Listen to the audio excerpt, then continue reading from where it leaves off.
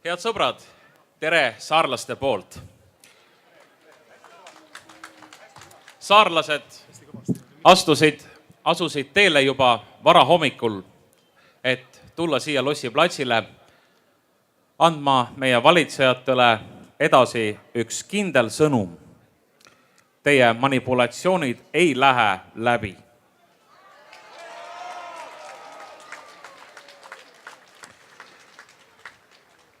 Võib öelda, et täna on Eesti riik tulnud Toompeale. Riigikogul on puhkepäev, aga võimukeskuse ees on koha sisse võtnud riigivõimu kõrgeim kandja rahvas.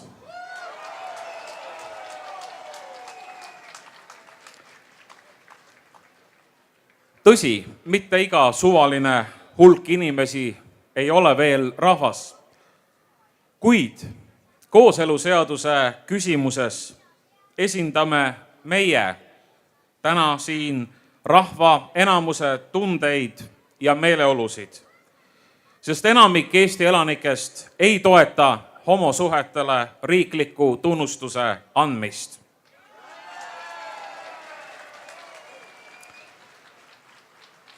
Ma usun, et ma ei eksi, kui ma ütlen, et me oleme tulnud täna siia Toompeale peamiselt 3 põhjusel. Ma nimetaksin neid põhjuseid defitsiidiks ehk puudujäägiks. Eesti ühiskond on vajunud kõikehõlmavasse, kõlbelisse ja vaimsesse kriisi. Ja see on asetanud muuhulgas tohutu surve abielule ja perekonnale. Perekonna ja abielu mõiste ümbermääratlemine, millele kooseluseadus vastuvõtmise korral ukse avab, ei ole paraku lahendus, vaid see on probleemide edasine süvendamine. Kas moraali saab parandada meelt avaldades? Seda mitte.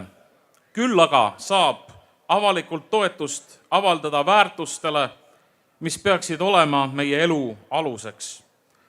Kaasvõitleja Varro Vooglaid ütles üleeile televisioonis suurepäraselt. Küsimus on ennekõike ideaalides. Me teame, et iga kultuur, iga ühiskond, iga riik lähtub mingisugustest ideaalidest. Kas me säilitame austuse oma ideaalide vastu või viskame need ideaalid kõrvale? Ütleme, et elu on edasi läinud ja muutunud teistsuguseks. Teiseks, meie riigis on praegu kahtlemata väga suur demokraatia defitsiit. Parlamendi praegusel koosseisul puudub kooseluseaduse vastuvõtmiseks poliitiline mandaat rahvalt.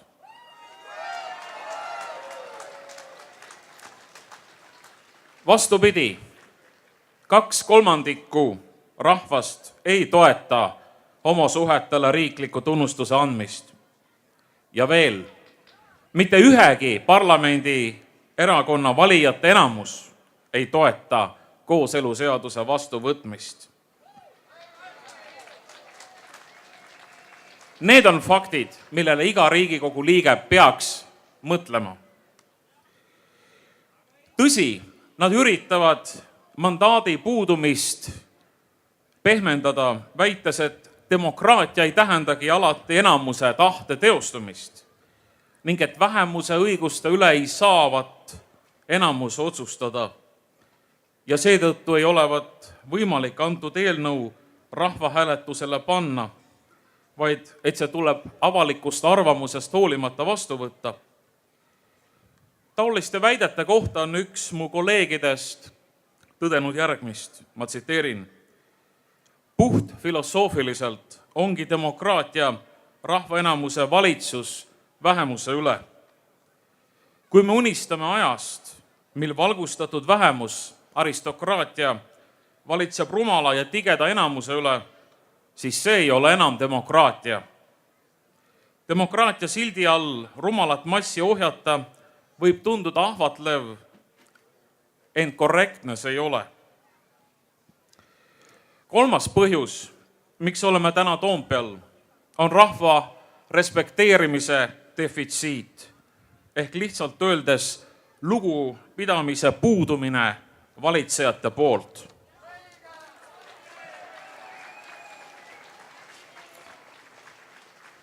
Paljud poliitikud, ajakirjanikud ja muud tegelased on ootamatult avastanud ja diagnoosinud Eesti rahval uue haiguse, homofoobia. Muide, sarnaselt leidis 1934. aastal tollane riigivanem Konstantin Päts, et Eesti rahvas on haige ja teda tuleb ravida. Ja ta tegi seda riigipöörde abil võimu enda kätte koondades. Nõnda samuti näib ka praegune niinimetatud valgustatud eliit arvavad, et enamik Eesti elanikke põeb rasket haigust, viha või kartust homoseksuaalsete inimeste suhtes, mistõttu rahva arvamus ei ole pädev, vaid seda tuleb seaduste abil muutma hakata. Ja pange tähele, muuhulgas ka karistusseadustikku selliselt täiendades, et saaks niinimetatud vihakõnelejad teistele hoiatuseks vastutusele võtta.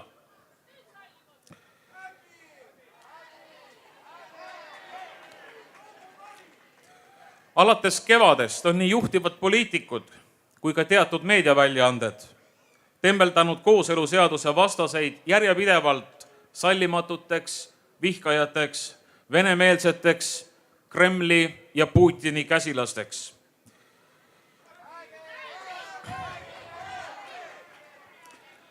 Räägitakse põlastavalt vähese haridusega vanematest inimestest, tagurlikest vaimulikest ja usklikest, kes ei mõista progressi.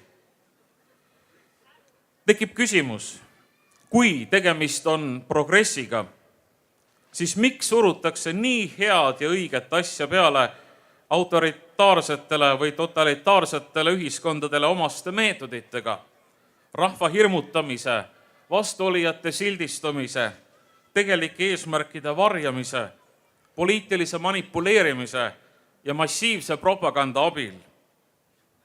Meie ei ole sellise lugupidamatu ja ülbe suhtumisega nõus.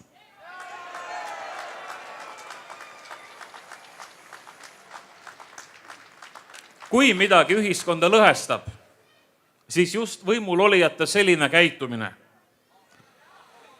Seetõttu on meie sõnum Riigikogule ja igale selle liikmele, kuulugu nad mis tahes erakonda, kuulake rahva häält.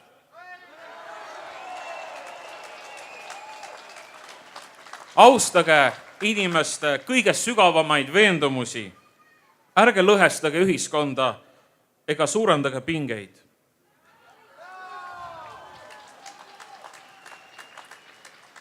Vaid selle asemel käituge tõeliste demokraatlike ideaalide kohaselt.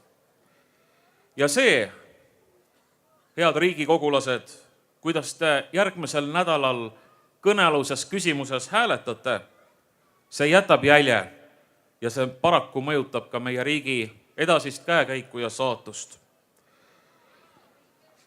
Aga ma olen üsna kindel, et meie võitlus, head sõbrad, ei lõpe täna siin Toompeal, vaid see kestab edasi.